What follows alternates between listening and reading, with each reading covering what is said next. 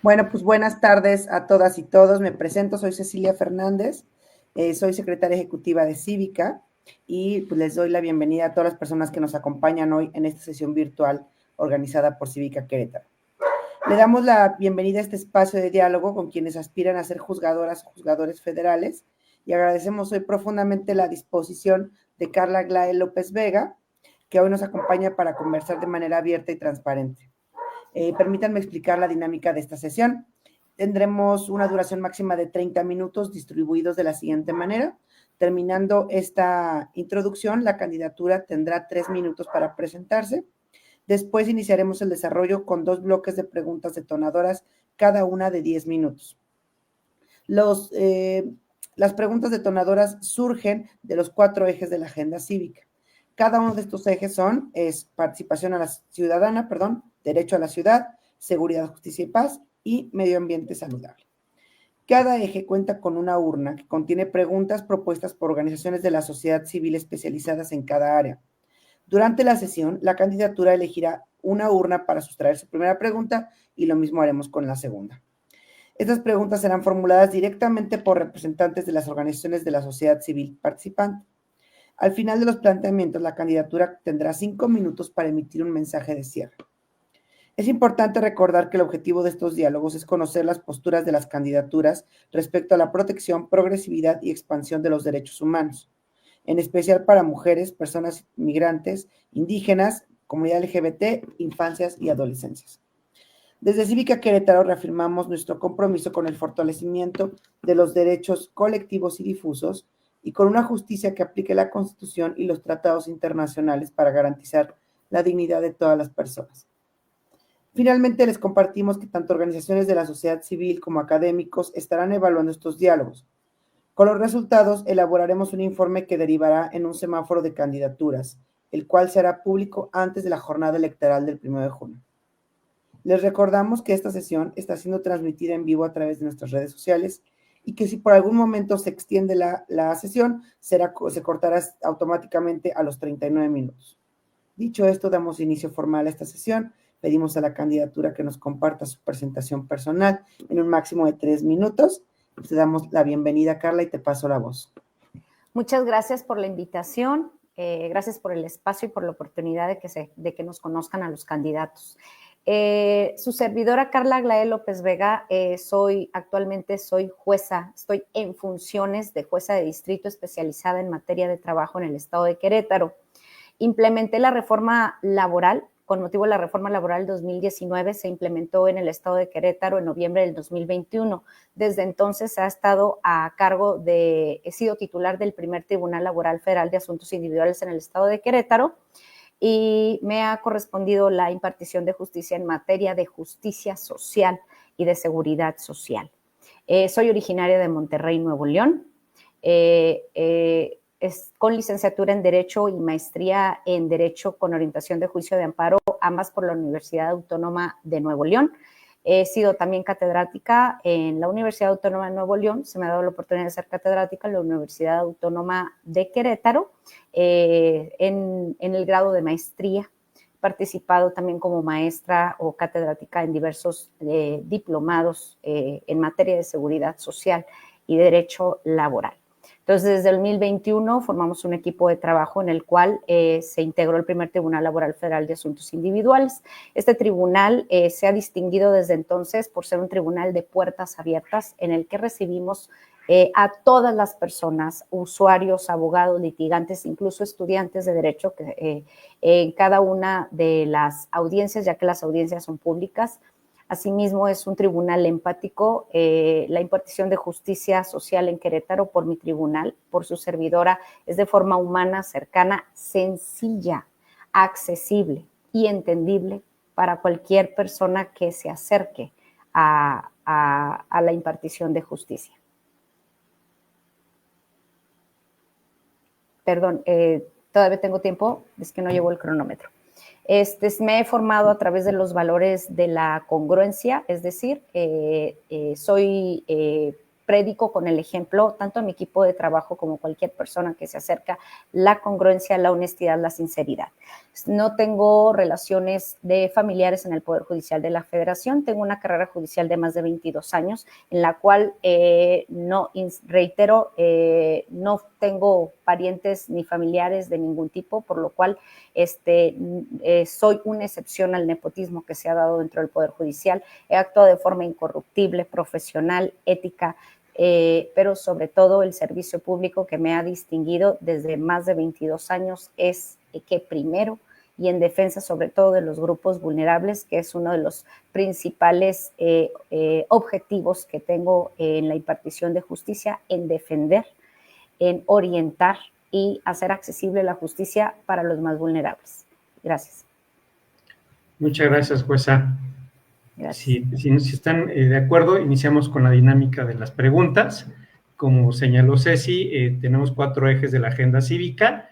Si gusta escoger uno, a efecto de poderle formular la pregunta. De algún tema de los 4 ejes, entonces yo lo puedo escoger. Así es. Ok. Pues seguridad, del seguridad, justicia y paz. Seguridad, justicia y Eje paz. 3. Perfecto. Gracias. Listo. Sacamos la pregunta.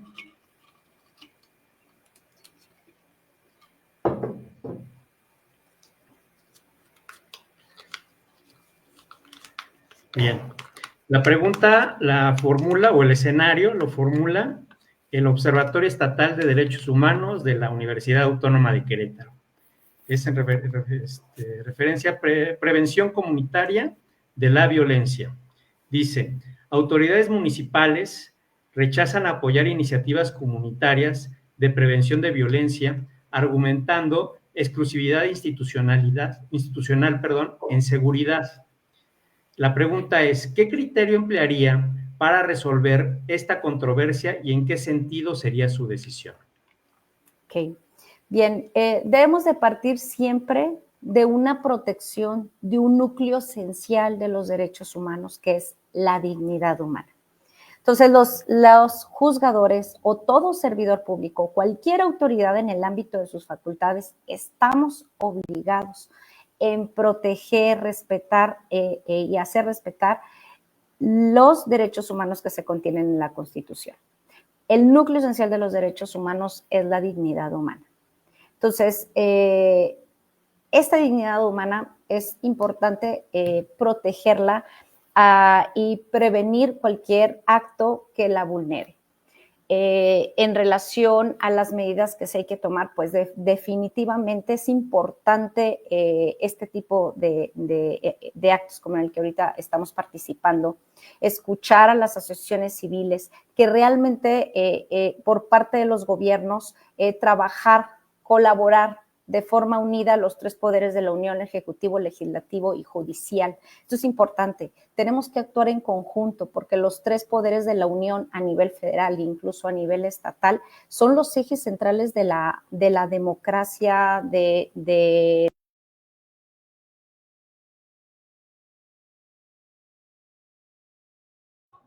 ¿Se fue? Vamos a esperar un ratito más. Sí. Yo creo que tuvo problemas ahí de Sí, como que se le fue la señal por completo. conexión. Sí, ya me ahí viene. conecté, perdón, Ya, se me fue perfecto. la señal. Gracias. Sí, es trabajar de forma colaborativa los 3 poderes de la Unión. Y esto más la sociedad civil. Olvidarnos de estas divisiones, ya sea políticas o ideológicas, porque muchas veces lo que nos detiene en la toma de decisiones para efecto de prevenir una cuestión tan importante como es la violencia es que hay ideologías que nos distinguen o hay colores de partidos políticos o hay roces o ideas que son contrarias. Si los políticos en México, si el gobierno, con independencia del color del partido que esté en el poder, hacemos y trabajamos de forma armónica los 3 poderes de la Unión, yo estoy segura que se podrán elaborar programas y se cumplirán estos programas en el que también con la participación de la sociedad civil para efecto de realmente prevenir estos actos de violencia. Una de las situaciones por las que, insisto, no hay protocolos o no hay medidas que se toman, muchas veces dependen de decisiones políticas que desgraciadamente los que salimos afectados somos los propios ciudadanos por un tema político. Entonces hay que olvidarnos de colores, hay que olvidarnos que si eres ejecutivo, legislativo, judicial, dejar atrás cualquier diferencia que derive de algún tipo político y unirnos, porque realmente la sociedad, el objeto de todo Estado es asegurar y proporcionar a cada uno de los que formamos parte del Estado como ente público, pues es el bien común, y parte del bien común es la prevención de la violencia. Entonces, trabajar todos en conjunto. Yo siempre cuando he dado mis clases, yo les digo a mis alumnos, si dejáramos de pensar en lo individual y pensáramos de forma colectiva como comunidad, realmente yo creo que tendríamos programas sociales diversos, tendríamos programas en materia de seguridad, en materia de violencia, o sea, realmente efectivos, si pensáramos en comunidad. Y eso es lo que nos falta, pensar como comunidad, dejar a un lado las individualizaciones, pensar solamente en el yo y trabajar todos en equipo. Yo creo que sería una forma de hacer efectiva realmente estos programas de prevención a la violencia, dejando atrás los colores, las ideologías, pero vernos como una comunidad, como lo que somos todos, como queretanos, en el caso del estado de Querétaro, que si bien yo soy regiomontana, soy queretana por adopción, y he visto el valor de la gente, el valor de las personas en Querétaro. Son personas trabajadoras que merecen realmente una debida protección y programas de apoyo a la sociedad. Muchas gracias, Caneta. ¿Algún comentario? Adelante. Sí, gracias. De alguna forma yo tengo dificultad en interpretar qué se entiende por política. ¿Qué es porque en realidad hacemos política hasta cuando estornudamos. Entonces, quisiera que profundizara un minuto más sobre su interpretación de lo que es político. Bueno, pues sabemos que todo esto, el origen de la política, pues se refiere a una actividad, a las diversas actividades, toma de decisiones que involucra a individuos, que involucra a grupos, que las decisiones afectan a una comunidad. Yo la política la entiendo como toma de decisiones. Desgraciadamente, el objeto, o sea, el origen de una política es reunirse, tomar decisiones en conjunto, lo que diga, lo que platiquemos, intercambio de ideas y llevarlas a la actividad. Trabajarlas en comunidad o en conjunto. Se nos ha desviado mucho lo que significa la política. Porque si tú le preguntas a un ciudadano común, que yo incluso no sé de política, ¿qué es para ti la política? Te va a decir, es corrupción, es gente que solo piensa en sí mismo, es gente que solo piensa en el bienestar de su partido político. Se ha transgiversado actualmente y desgraciadamente ha sido derivado del mal ejemplo que nos han dado los políticos. Y desgraciadamente se politizó al Poder Judicial de la Federación. El poder Judicial, con esto que se ha dado el democratizar o legitimar a los jueces, pues también se politizó y podemos caer en un discurso en el que muchas personas pueden aparecer y venderte humo. Y yo soy de las personas que la política debe ser claridad, debe ser entendimiento, y la política es un verbo, o sea, debe ser acciones. Es, insisto, predicar con el ejemplo, porque la política es ver por el beneficio de toda la sociedad, no por uno solo. Entonces, en la política, desgraciadamente, nos topamos con muchos vendedores de humo, y seguramente nos vamos a topar en estas elecciones para jueces y juezas con también vendedores de humo. Y de ahí la importancia de hacer buena política, porque la política no es exclusiva de políticos como lo vemos y partidos políticos. La política es de todos los ciudadanos y de todas las asociaciones y de todas las personas que formamos una comunidad. Es el llegar a un debate y y tomar decisiones que beneficien a la sociedad. Yo así identifico el que debería ser la política. Gracias. Gracias. Muchas gracias, jueza. ¿Algún comentario o seguimos a la siguiente pregunta? No podemos. Perdón. Seguimos a la siguiente pregunta. Quedan 3 ejes, jueza, es derecho a la ciudad, seguridad, justicia y paz y medio ambiente saludable. Pues el eje 1 es el de, perdón, es que aquí tengo luego anotados que es el de ciudadanía, ¿verdad? Derecho a la ciudad. Participación ciudadana, perdón, participación ciudadana.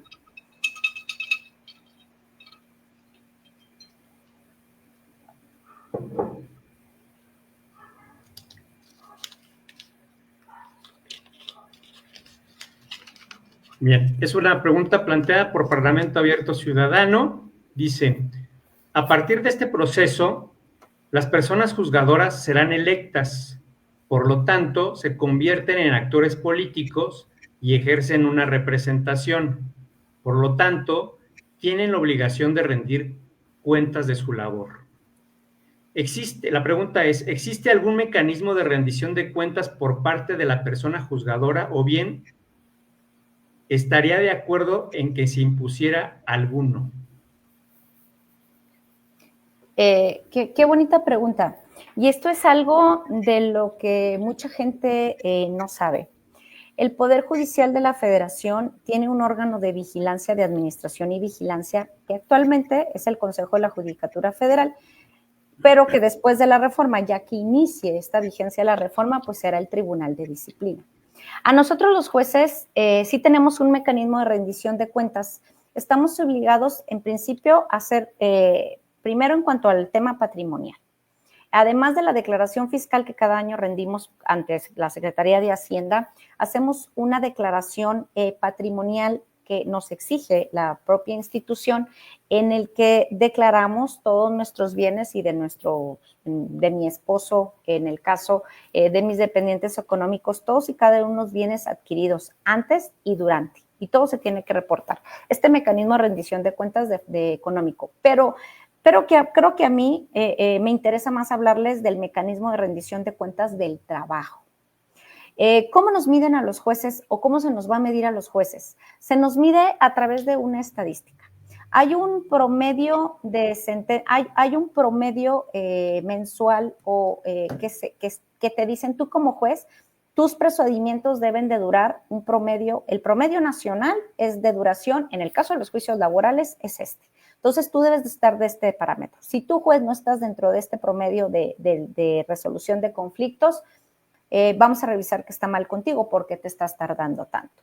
Asimismo, un mecanismo de rendición de cuentas en cuanto al trabajo, es decir, es una estadística, es decir, si a ti te entran 100 asuntos en un mes, lo ideal es que tú saques 100 asuntos en el mes, ¿no? Entran y salen, es una forma.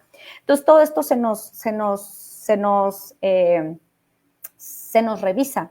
Y cada año tenemos una visita de inspección, no sé cómo va a ser con el nuevo Tribunal de Disciplina, pero hablo de lo que es actualmente. Es una visita de inspección física donde va una persona de forma física y revisa los expedientes, los asuntos, si están los avisos, si se atiende al público, si no se atiende. Es como una tipo auditoría que nos hacen 2 veces en el año, una de forma física y una de manera virtual. Todo esto se reporta y a partir de ahí se pueden detectar que jueces no cumplen con el promedio de resolución de asuntos, no sacan el trabajo esperado, tienen un retraso en la impartición de justicia, incluso que jueces tienen quejas de acoso sexual o de hostigamiento laboral. Hablo de jueces y magistrados en general. Sí tenemos un mecanismo de rendición de cuentas. en el cual cada año tenemos que cumplir ciertos parámetros. Y todo esto es una información pública y que está al alcance. El tema es que justamente sí está público y al alcance, pero mucha gente no tiene conocimiento de esta información o de cómo llegar y conocer los datos, el promedio de sentencias de cada juzgador o la eficiencia en la resolución o impartición de justicia de cada juez.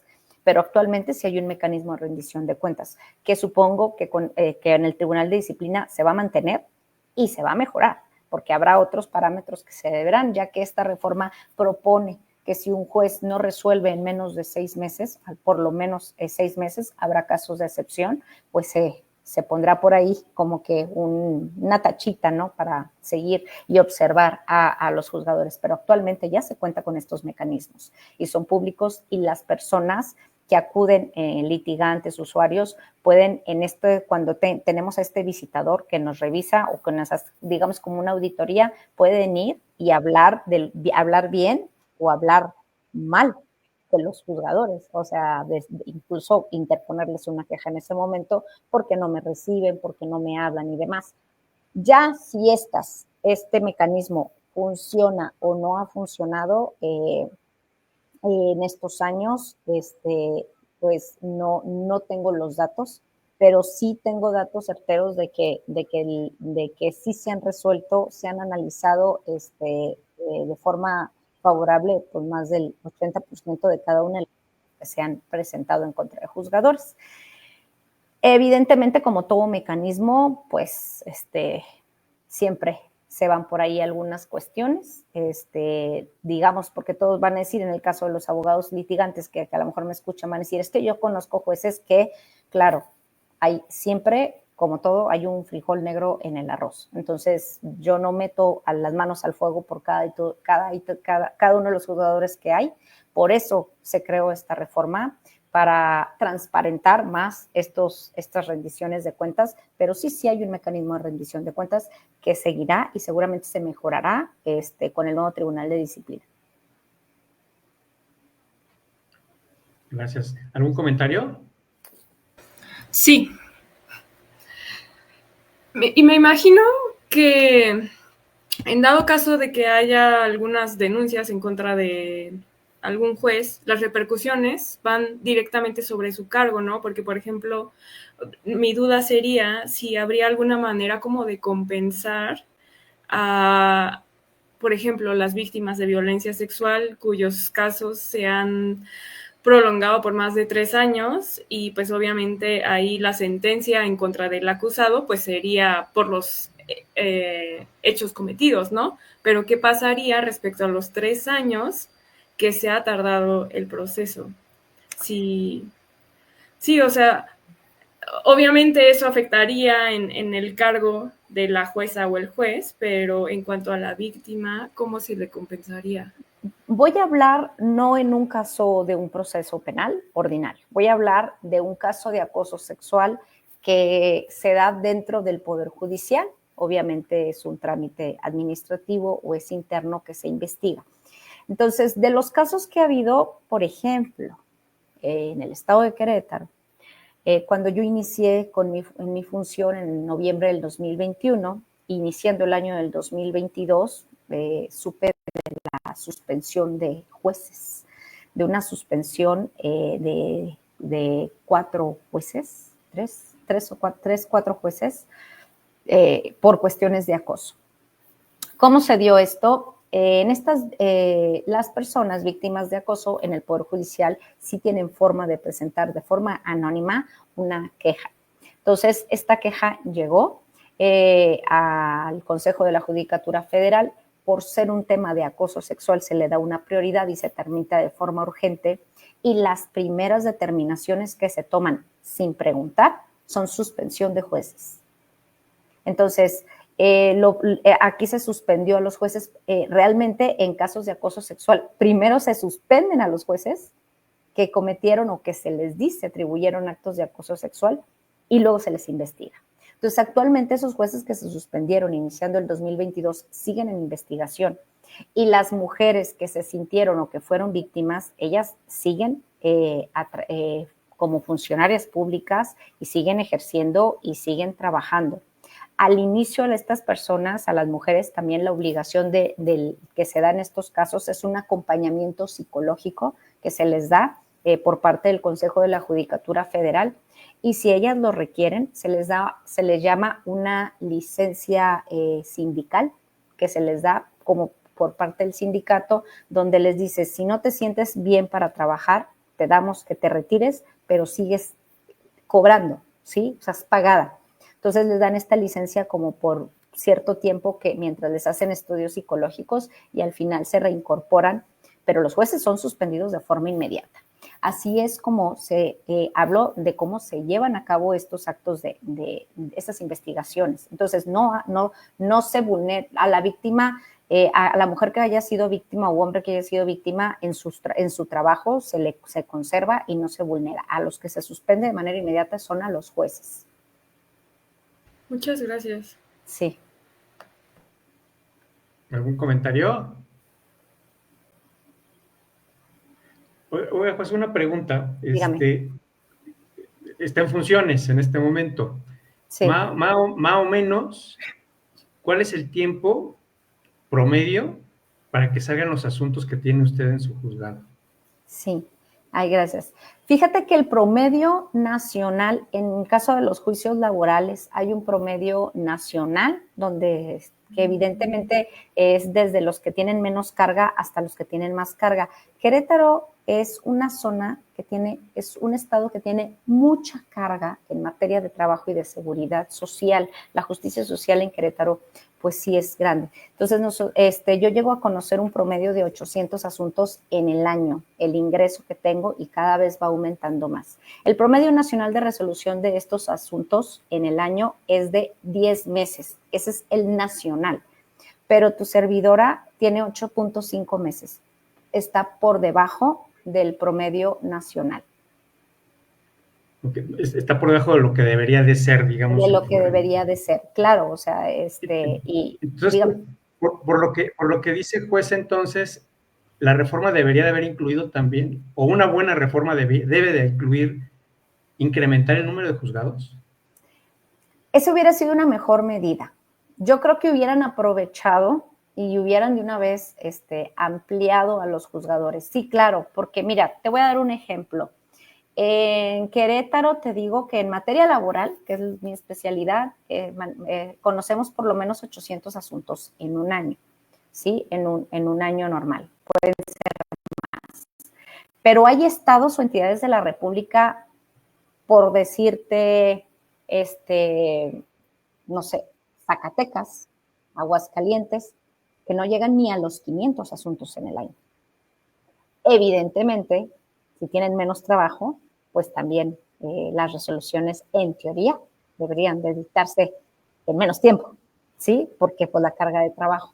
Entonces, Querétaro está, en cuanto a ingreso, por encima de la media nacional. Querétaro se compara incluso con el Estado de México en materia de trabajo, en materia de asuntos que se tramitan, y que en el Estado de México pues, son muchos, y Ciudad de México también. Entonces, sí tiene mucho que ver la sede. Entonces, Querétaro sí es una sede muy importante porque se encuentra en un corredor urbano industrial en el que ha crecido mucho Querétaro, y hay mucha industria, y por eso es que tenemos muchos asuntos. Pero sí estamos, ¿qué hubiera sido mejor? Más jueces, más tribunales. ¿Por qué? Porque si yo actualmente con 800 asuntos, y solamente quiero aclarar, yo solamente tengo 15 personas a mi cargo, o sea, tu servidora más 15 personas más. Entonces, es muy poco el personal también que se tiene. Si tuviéramos un tercer tribunal, que en su momento se autorizó, pero por falta de presupuesto nunca se aperturó, pero si tuviéramos un tribunal, estás hablando de que los 1,600 asuntos al año que llevamos 2 tribunales, los llevaríamos entre 3.